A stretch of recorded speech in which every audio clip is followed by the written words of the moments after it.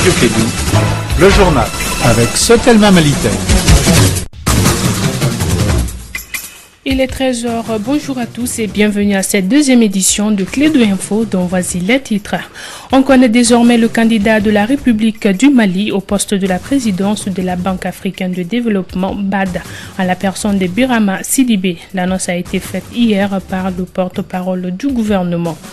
Comment investir, comment avoir des services professionnels? La réponse se trouve désormais sur un site qui vient d'être mis à la disposition des investisseurs par les membres de l'association de la zone franc. Les détails dans ce journal.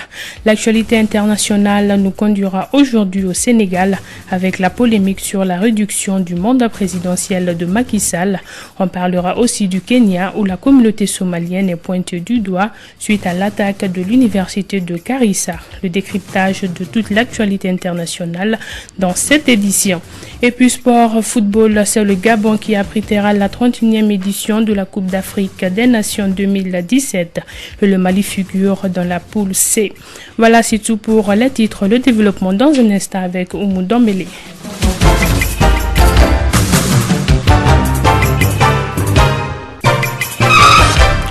Le ministre de l'économie numérique, de l'information et de la communication, porte-parole du gouvernement, Choguel Kokala Maïga, a tenu hier un point de presse pour présenter le candidat de la République du Mali au poste de la présidence de la Banque africaine de développement BAD. Un homme qui, selon le ministre, a toutes les compétences pour amener le bateau de la BAD à bon port. Aminata Diallo a suivi la conférence pour Clédou Info.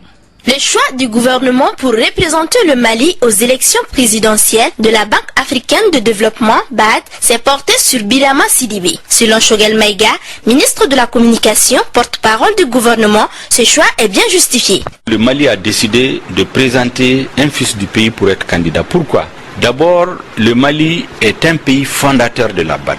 Parmi les hauts cadres africains qui ont rédigé l'acte fondateur de la BAD, nous avons un Malien, Sékou Traoré. Donc pour dire que non seulement le Mali est membre fondateur, mais le Mali a déjà eu des cadres qui ont exercé au sein de la BAD. Et Birama lui-même a fait près de 20 ans au sein de la BAD. Il est un expert des questions de développement à la renommée bien établie. Il doit cette réputation globale à sa contribution exceptionnelle aux objectifs de croissance, d'innovation, d'efficacité au service de la Banque africaine de développement. Birama Sidibé, vice-président de la Banque islamique de développement. Est-ce que quelqu'un qui n'a pas reçu l'expérience peut diriger une banque de développement? Une banque, ça veut dire que si vous ne gérez pas bien, vous mettez la clé sous le paillasson. Parce que les gens ont mis l'argent peut se perdre. Le développement, c'est de servir les objectifs de ceux qui vont créer. Moi, j'estime que j'ai accumulé suffisamment d'expérience. L'expérience est bonne conseillère, mais aussi que je rêve dans ma tête de trouver d'autres modèles pour une Afrique. Parmi les 8 candidats, il est le seul qui a le parrainage de 11 pays, d'où le Kenya, la Gambie, le Bénin entre autres, qui constituent 22% des pays africains. Le Mali, à l'instar de la communauté internationale, a célébré le mardi dernier la journée internationale de la santé avec comme thème accès équitable aux soins et services de santé pour tous et la promotion du droit des usagers. Les autorités sanitaires de notre pays en ont profité pour faire les états généraux de la santé et notre reporter Dadonomogo qui a fait un tour en ville nous parle ici de ce que vivent réellement nos patients dans les hôpitaux suivants. C'est un secret de polichinelle. L'accès équitable aux soins et services de santé demeure encore un luxe pour bon nombre de la population malienne. Et cela malgré l'engagement du gouvernement malien et ses partenaires qui œuvrent pour le bien-être de la population. Aujourd'hui, dans nos hôpitaux, chaque patient a de quoi se plaindre. Écoutons successivement Awa Maïga, Boubacar Ouattara et Fatoumata Ndiaye, des patients. Nous avons beaucoup de difficultés au niveau des grands hôpitaux. On débourse tout dans les analyses qui sont chères avant même d'avoir des ordonnances. Je demande aux autorités maliennes de réduire vraiment le coût des médicaments de certaines maladies comme le diabète, la tension, etc. Au Mali, il y a certaines maladies qui deviendront incurables à cause de leurs médicaments qui sont très chers. Vraiment, l'accès aux hôpitaux n'est pas facile. Ils nous poussent à aller dans leurs cliniques privées, alors que tout le monde n'a pas ce moyen. Je suis malade et depuis 6 heures, je suis ici avec ma maman.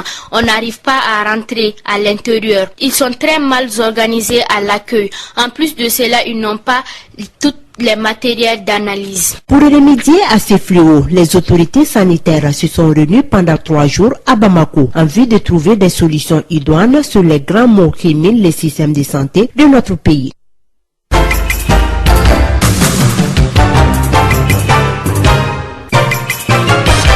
Je vous le disais dans les titres, toute personne qui veut investir a besoin d'informations. À cet effet, un site comportant 5 portails spécifiques de services professionnels a été mis en place pour mieux informer les investisseurs. Les membres du bureau de l'association de la zone franc ont tenu hier une conférence de presse à l'hôtel Radisson Blu de Bamako. Nous vous proposons d'écouter le président de l'association Investir en zone franc, Guy Amédié, sur l'importance du site. Il est au micro de Fanta Diakité. C'est un outil de collecte d'informations, de présentation d'informations qui a évolué dans le temps compte tenu de la maturité de l'outil et compte tenu de sa capacité à apporter des réponses aux attentes, aux informations des investisseurs potentiels. Donc une des évolutions du site, c'est d'afficher des informations qui donnent des éléments comparatifs sur le coût des facteurs. Il n'y a pas de raison si les coûts des facteurs sont prohibitifs. Dans une zone, il n'y a pas de raison qu'un investisseur qui n'est pas un philanthrope puisse investir dans une zone où il n'y a pas d'électricité, où le téléphone coûte 10 fois plus cher que dans une autre zone, où le coût de l'énergie est instable, mais est 2-3 fois plus élevé, où les règlements sur le travail ne sont pas d'une flexibilité qui lui permettent de s'adapter en fonction de la conjoncture économique. Toutes choses qui permettent de faciliter sa décision. Donc vous voyez, collecte d'informations utile à la prise de décision de celui qui veut investir. Collecte d'informations pour savoir quel est le potentiel des zones considérées, collecte d'informations pour faire en sorte que des entreprises de la zone aussi puissent afficher des informations qui les concernent pour trouver des partenaires potentiels.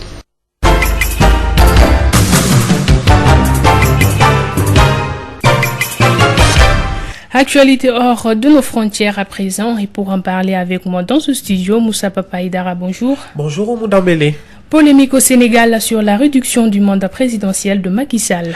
Le président sénégalais Macky Sall avait promis de réduire son mandat de 7 à 5 ans. Il a même annoncé un référendum sur la question en mai 2016.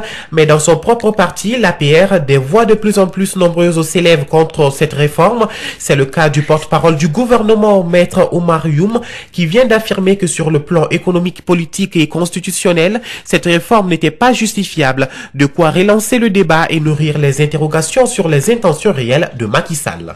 Au Burkina, on assiste à une vague arrestation parmi les cadres du régime Compaoré.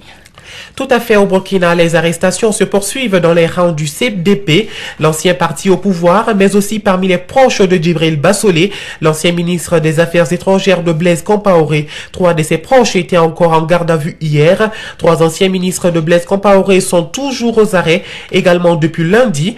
Un ancien ministre a aussi été interpellé pendant plusieurs heures hier avant d'être relâché. Puis un tour au Kenya où, suite à l'attaque de l'université de Garissa, la communauté somalienne se sent pointée du doigt. Au Kenya, depuis le drame de Garissa, la communauté somalienne est sommée de nommer ceux qui en sont soutiendraient les Chebab. Cette semaine, plusieurs de ces responsables politiques ont promis de donner dans les tout prochains jours une liste de noms. Certains ont été déjà arrêtés en lien avec cette affaire, mais comme après chaque attaque, des voix s'élèvent pour dénoncer à Garissa sur la côte kenyane, mais aussi à Nairobi, une répression qui s'abat sans distinction sur toute cette communauté historiquement discriminée au Kenya.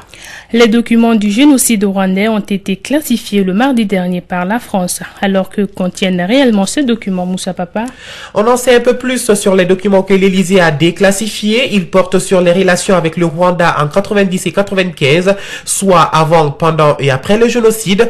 Kigali a salué cette décision tout en affichant une certaine prudence. Les relations entre la France et le Rwanda sont tendues. Le président Paul Kagame accuse la France d'avoir participé à l'exécution du génocide, ce que nie Paris formellement. Le ministre rwandais de la Justice espère que cette déclassification sera totale. Elle l'est, assure des proches de François Hollande. Et on termine avec la France où Manuel Valls poursuit l'opération de réconciliation avec le Maroc. Nouvelle étape dans la réconciliation entre la France et le Maroc. Le premier ministre Manuel Valls est attendu aujourd'hui à Rabat où il est déjà là. Il devrait s'entretenir avec son homologue Abdelila Berkiran et être reçu par le roi Mohamed VI. Après un an de brouille diplomatique depuis janvier, les efforts sont visibles côté français pour amorcer la relance de l'axe Paris-Rabat. D'ailleurs, les visites d'officiels français dans le royaume se multiplient. Merci Moussa Papaïdara pour ces informations.